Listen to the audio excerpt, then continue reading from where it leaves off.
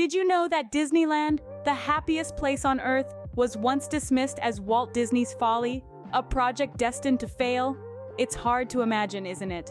That the Magic Kingdom, a beacon of joy and wonder for millions, was once a mere glimmer in the eye of a man who was told time and time again that his dream was impossible.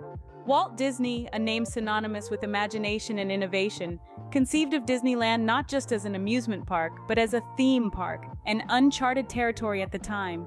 He envisioned a place where families could immerse themselves in a world of fantasy, a place where they could step right into their favorite stories and interact with beloved characters. A place where, as Walt himself put it, age relives fond memories of the past, and youth may savor the challenge and promise of the future. On paper, it was a revolutionary idea. In practice, it was a hard sell. Investors were skeptical, to say the least. They couldn't see beyond the traditional amusement parks of the time, places filled with rides and attractions but devoid of a unifying theme or story.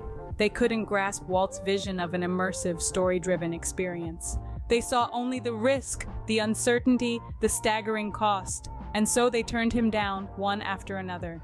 Critics, too, were quick to dismiss Disneyland as a pipe dream. They dubbed it Disney's folly, predicting it would be a colossal failure.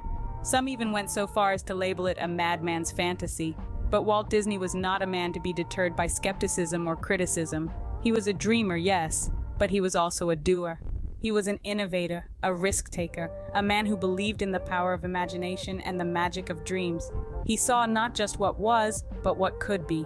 And he knew deep down that his dream of Disneyland was not only possible, but necessary. But Walt Disney, ever the dreamer and innovator, was not one to back down from a challenge. On July 17, 1955, Walt Disney's dream became a reality. In the heart of Anaheim, California, a new kind of amusement park was taking shape, Disneyland. The journey to its grand opening was anything but smooth, a roller coaster ride in and of itself. Construction challenges loomed large, deadlines were tight, and budgets were stretched to their limits. As the opening day approached, the pressure was palpable.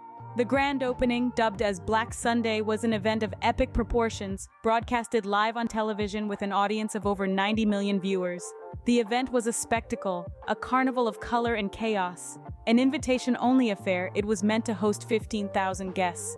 But counterfeit tickets led to an unexpected influx, ballooning the crowd size to a staggering 28,000. The park was bursting at its seams, the heat was relentless, and there were more mishaps than one could count. Rides broke down, food ran out, and a plumber's strike meant choosing between operational drinking fountains or restrooms. Walt chose the latter. Yet, despite these initial hiccups, Disneyland quickly transformed into a beacon of joy and wonder. It was more than just an amusement park. It was a place where families could step into a world of make-believe, a realm where fairy tales came to life, and the boundaries of imagination were pushed to their limits. It was a place where parents and children could have fun together, a concept that was revolutionary at the time. Disneyland, in its essence, was a manifestation of Walt Disney's vision, a vision to create a place where the young at heart could immerse themselves in the magic of storytelling. The park was a testament to his belief that laughter is timeless, imagination has no age, and dreams are forever. Despite the rocky start, Disneyland soon became a sought-after destination, a place that resonated with the child within all of us. It was not just a park, it was a unique experience that captured the hearts of many. It was indeed a dream come true. Disneyland did not rest on its laurels. It was always evolving, always expanding. The park, in its quest for constant innovation, began to introduce new thematic lands. Each of these lands had its own distinct identity and ambience, immersing visitors in a variety of fantastical worlds, all within the confines of one park. Take, for instance, Adventureland, a land of intrigue and excitement, where visitors could navigate through treacherous jungles and encounter exotic wildlife. Or Frontierland, a tribute to the pioneering spirit of America's early settlers, where the Old West came alive, complete with cowboys, saloons, and steamboats. But Disneyland didn't just stop at creating immersive worlds. The park also pushed the boundaries by introducing iconic rides that have since become staples in theme parks worldwide. Pirates of the Caribbean, for example, transported guests into a swashbuckling world of buccaneers and buried gold. Then there's Space Mountain, a thrilling roller coaster ride through the cosmos that continues to captivate thrill seekers to this day. Yet, what truly set Disneyland apart was its pioneering use of technology. Walt Disney himself was a visionary, always on the lookout for the next big thing that could elevate his park to new heights. He found it in the form of a monorail system, the first of its kind in the Western Hemisphere, which added a futuristic touch to the park and provided a practical solution to transportation. Disney didn't stop there. He embraced an exciting new technology called audio animatronics, which brought to life the characters and scenes in Disneyland's rides and attractions. This was a game changer. It was more than just a ride. It was a fully immersive sensory experience that made guests feel as if they were part of the story. In short, Disneyland was not just a theme park. It was a living, breathing testament to the power of imagination and innovation. It was a place where dreams could come to life, where the impossible became possible. From a monorail system to audio animatronics, Disneyland was shaping the future of theme parks. The magic of Disneyland was not confined to Anaheim, California. This enchanting world of fantasy and adventure soon began to spread its wings, reaching beyond the Golden State and casting its spell across the globe. The first stop on this global journey was Florida. In 1971, the Walt Disney World Resort opened its gates in Orlando, offering a bigger, bolder vision of the Disneyland dream. However, the road to Florida was not without its challenges.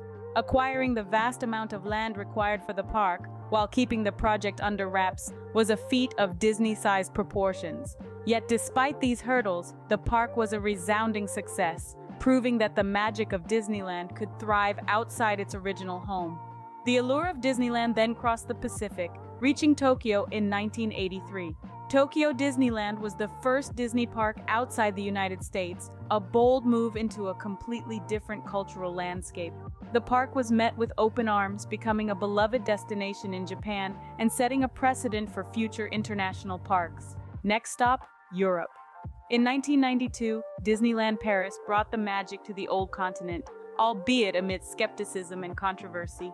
Critics questioned whether the quintessentially American brand could succeed in Europe.